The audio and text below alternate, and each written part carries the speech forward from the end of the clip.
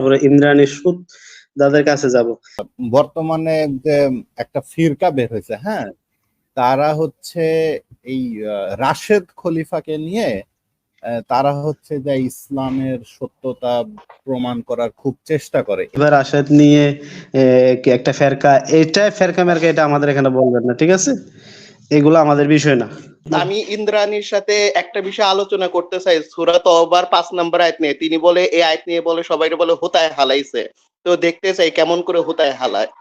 ঠিক আছে সাকিব ভাই, ভালো থাকেন। আপনি চলে গেলে আমরা বলবো আপনি পালাইছেন। আপনি সাকিব ভাই আর আমি, আমরা তিনজনই প্ল্যাটফর্মে থাকবো, আর যে বাকি বাইরে আছে তাদেরকে কিছু সময়ের জন্য ব্যাক স্টেজ দিব। আপনি কি এই বিষয় নিয়ে যে আলোচনা করবেন? হ্যাঁ করলাম। আচ্ছা ঠিক আছে, 5 মিনিট করবেন আপনি, তারপরে সাকিব ভাই 5 মিনিট করবে। জি আচ্ছা ঠিক আছে।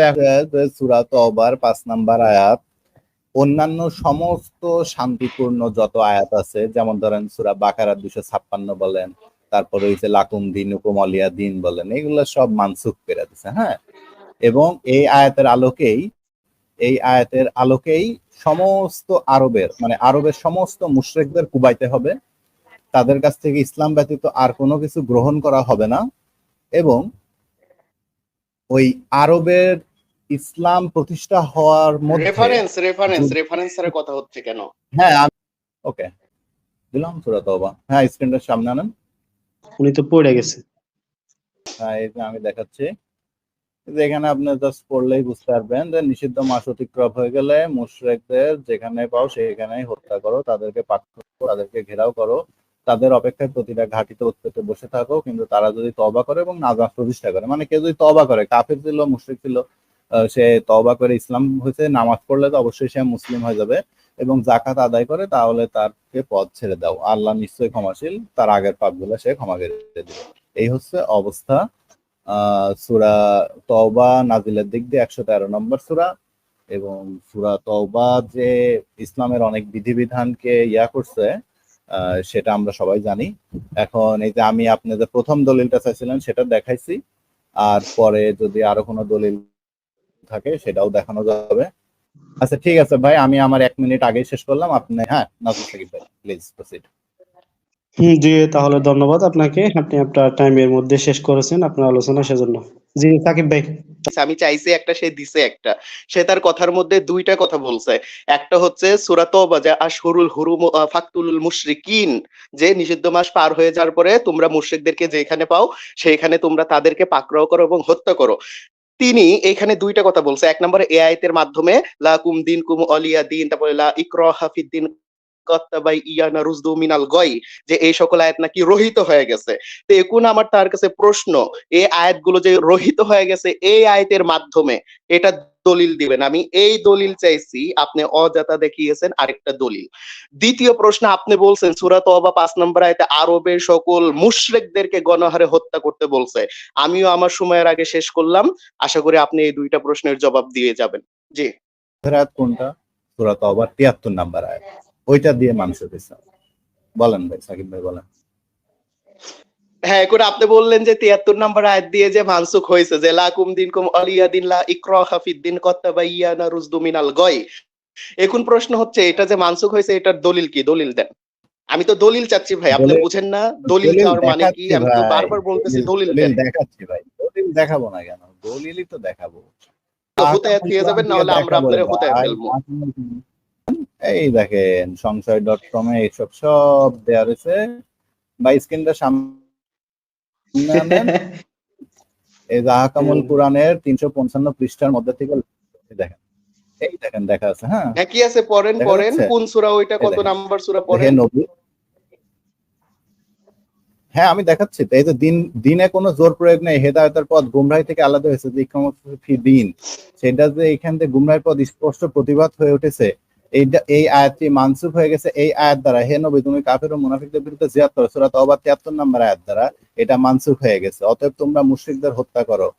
এই যে এখানে আমি দেখায় দিলাম মানসুখ হয়ে গেছে। হ্যাঁ এবার আপনি কাউন্টার দলিল দেন যে মানসুখ হয়নি। কিংবা আমি আপনার মতন ওই পাতলা পায়খানা মার্কা .com এর কিছু দেখাবো না, আমি নিজের আর্টিকেল দেখাবো। আপনার নিজের লেখা আর্টিকেলে আপনি দলিল বানাচ্ছেন, কোন বইয়ের পৃষ্ঠা টিষ্ঠা হাদিসের রেফারেন্স কিংবা কোরআনের আয়াতের রেফারেন্স না। স্ক্রিন শো করতে দেন, তারপরেই তো চমক দেখবেন। তিনিও দেখাইলো, দেখেন আমিও এখানে খণ্ডন করছি। এগুলো কিন্তু আমাদের কিন্তু সেই ৩-৪ বছর আগে আমাদেরকে খণ্ডন করা আছে। দেখেন জুরহুম ওলামার মতে সূরা বাকারা ২৫৬ নাম্বার আয়াত রহিত হয়নি, মানে লা ইকরাহা ফিদ্দিন বা দিনের ব্যাপারে জোর জবরদস্তি নেই আয়াত কখনোই রহিত হয়নি। সেটা আমরা বিখ্যাত বিখ্যাত তাফসীর থেকে সুস্পষ্ট ভাবে প্রমাণিত মানে জানতে পারি ও দেখতে পারি। ভাই ওই বইয়ের পৃষ্ঠা দেখান, না হলে আমি লিভ নেবো ভাই। আর ভাই দেখাবো তো, আপনি এরকম করতেছেন কেন? আমরা কি আপনাদের মতন মানে হার্ড কপি ছাড়া কি আপনাদের মতন আমরা লাইভ করি নাকি? আশ্চর্য, দেখা আগে পড়তে দেন। হ্যাঁ, তো দেখেন ওইখানে তিনি বলছে যে মানে এইখানে দেখেন মানে এই আয়াতটা যে রহিত হয়নি তার বড় প্রমাণ দেখেন। এখানে হচ্ছে তাফসিরে তবারি ৫ নম্বর খণ্ড পৃষ্ঠা হচ্ছে এই মানে ৪২, তারপর হচ্ছে তাফসিরে জালালাইন খণ্ড ১ পৃষ্ঠা হচ্ছে ৫৪০। তাফসিরে ফাতহুল মাজিদ মানে নাই ভাই, এইসব পৃষ্ঠার কোনো মানে নাই। এই লোকটা দেখতেছি একটা মানে কথাই বলতে দিচ্ছে না। এই লোকটা এমন কেন বুঝলাম না। দেখান ভাই, দিচ্ছেন না, আপনি হচ্ছেন প্রচুর একজন বেয়াদব, আপনি কথাই বলতে দিচ্ছেন না। আপনাকে বলা হয়েছে আরে ভাই আমি আপনাকে হার্ড কপি থেকে দেখাবো, বুঝেন না কেন? আপনি আমাকে প্রথমে পড়তে দেন, মানে স্টপিট লোক কোথাকার, মানে পড়তেই দিচ্ছে না। কি অবস্থা? আরে শুনেন, পালাইছে আর এখন এতটুকু যে যথেষ্ট। নাস্তিকরা যে মানে একটা অন্ধবিশ্বাসী, তারা যে মানে হচ্ছে ধূর্ত, ঠিক আছে, এটা এতটুকুতে প্রমাণিত। না সে কি মনে করছে যে আমাদের কাছে হার্ড কপি নাই? হ্যাঁ, সে তো নিজেও তো কোনো হার্ড কপি থেকে দেখালো না, কোন একটা গাঞ্জা.com এ কি আছে ওইটার থেকে দেখালো। এই যে আমি এখন হার্ড কপি থেকে দেখিয়ে দিচ্ছি, এটা হচ্ছে তাফসিরে ফাতহুল মাজিদ। মানে সে কি মনে করছে ভাই যে আমরা কি তার মতন ভিখারি যে ওই আসিফের পাতলা পায়খানা মার্কা .com নিয়ে আমরা বসে আছি আলোচনা করার জন্য? আমরা তো হার্ড কপি নিয়ে বসে থাকি সব সময়। তো দেখেন এই যে এটা হচ্ছে তাফসিরে ফাতহুল মাজিদ প্রথম খণ্ড। দেখেন দেখেন এখানে তাফসিরে ফাতহুল মাজিদ লেখক বা রচয়িতা দেখেন কি বলছে। দেখেন এই যে এইখানে কি বলছে দেখেন যে এই যে তাই এইখানে তিনি বলতেছে মানে উপরে আলোচনা করতে করতে করতে করতে এখন এই আয়াতটা রহিত হয়েছে কিনা। এই যে এটা যে লা ইকরাহা ফিদ্দিন কত্তাবাই ইয়ানা রুজদু মিনাল গয় ফামাই ইয়াকুর বিত্তাগুত উবা ইউমিন বিল্লাহি ফাকাদ ইসতামসাকা বিল উরওয়াতিল উসকাল।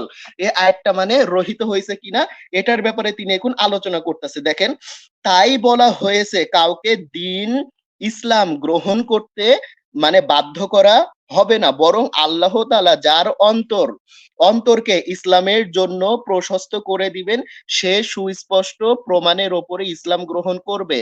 আর যার যার অন্তরে মানে অন্তর বদ্ধ করে দেওয়া হয়েছে, দৃষ্টিশক্তি মানে শ্রবণ শক্তিতে মোহর মেরে দেওয়া হয়েছে, সে হতভাগা। এখন দেখেন তবে এ আয়াত বহাল আছে। কি বললো তাফসিরে ফাতহুল মাজিদের রচয়িতা? তবে এ আয়াত বহাল আছে, অর্থাৎ এ আয়াত রহিত হয়নি। দেখেন পরের লাইনে সেটা বলতেছে না, রহিত হয়ে গেছে তা নিয়ে 7টি মতামত পাওয়া যায়, যা ইমাম এদের শাওকানি, একজন বিখ্যাত ইমাম শাওকানি রাহিমাহুল্লাহ মানে বর্ণনা করেছেন। এই যে তাফসিরে ফাতহুল কাদির 1 নম্বর খণ্ড পৃষ্ঠা হচ্ছে 374। সঠিক কথা হলো আয়াতটা রহিত হয়নি ভাই। দেখেন সঠিক কথা হলো আয়াতটি রহিত হয়নি। এই যে তাফসিরে সাদি, এটা হচ্ছে তাফসিরে সাদিতে আপনারা পেয়ে যাবেন যে আয়াতটা রহিত হয়নি। দেখেন তাই ইসলাম কাউকে ধর্ম গ্রহণ করতে বাধ্য করে না। এই জন্য আল্লাহ তাআলা মানে সেজন্য আল্লাহ তাআলা ইসলামের শত্রুদের বিরুদ্ধে জিহাদ করতে গেলে প্রথমে ইসলামের দাওয়াত দিতেন। মানে আল্লাহর রাসূল মানে সেজন্য ইসলামের শত্রুদের বিরুদ্ধে জিহাদ করতে গেলে প্রথমে ইসলামের শত্রুদের প্রতি দ্বীনের দাওয়াত দিতেন। দাওয়াত কবুল না করলে জিজিয়া দিতে বলতেন, জিজিয়া দিতে অবাধ্য হলে আল্লাহ তাআলার নাম নিয়ে যুদ্ধ করতেন। দেখেন এইখানে ইমাম শাওকানি বলতেছে যে আয়াত রহিত হয়নি, তাফসিরে আস-সাদি বলতেছে মানে ইমাম সাদি বলতেছে এই আয়াত হচ্ছে রহিত হয়নি, তাফসিরে ফাতহুল মাজিদের রচয়িতা বলতেছে এই আয়াত হচ্ছে রহিত হয়নি। আবার বলতেছে একবার ভাই এই আয়াতটা যে রহিত হয়নি, এমনকি যারা বলবে এই আয়াতটা রহিত হয়ে গেছে, ইমাম তবারি তাদের বিরুদ্ধে ফতোয়া দিছে যে যারা বলবে এই আয়াতটা রহিত লা ইকরাহা ফিদ্দিন, এই আয়াত যারা বলবে রহিত, ইমাম তবারি তার তাফসিরে তাবারির মধ্যে সুস্পষ্ট ভাবে ফতোয়া দিছে যে সেই কথা সম্পূর্ণভাবে বাতিল বাতিল, এই কথার কোনো মূল্যই নাই। যারা বলবে এই আয়াত রহিত হয়ে গেছে, ভাই যে এখানে ইমাম শাওকানি বলতেছে এটা রহিত হয় নাই, যে এখানে ইমাম সাদি বলতেছে এটা রহিত হয় নাই, যে এখানে মানে ইমাম তবারি বলতেছে এটা রহিত হয় নাই, যে এখানে হচ্ছে ইবনে কাসির হচ্ছে প্রথম মত উল্লেখ করছে যে কেউ কেউ বলে এটা রহিত, আবার শেষের দিকে ইমাম কাসির হচ্ছে অন্য মত উল্লেখ করে বলে দিয়েছে এই মত রহিত হয় নাই, আবু বকর জাকারিয়া বলতেছে এই মত রহিত হয় নাই, আবার বলতেছে হচ্ছে তাফসিরে ফাথুল মাজিদের রচয়িতা শহীদুল্লাহ খান মাদানি বলতেছে এই আয়াত রহিত হয় নাই, তাফসিরে এই জালালাইনের লেখক হচ্ছে এই মানে এই জালালাইনের লেখক বলতেছে মানে আমি 100টা তাফসির দেখাতে পারবো যারা বলছে এই আয়াত রহিত হয় নাই।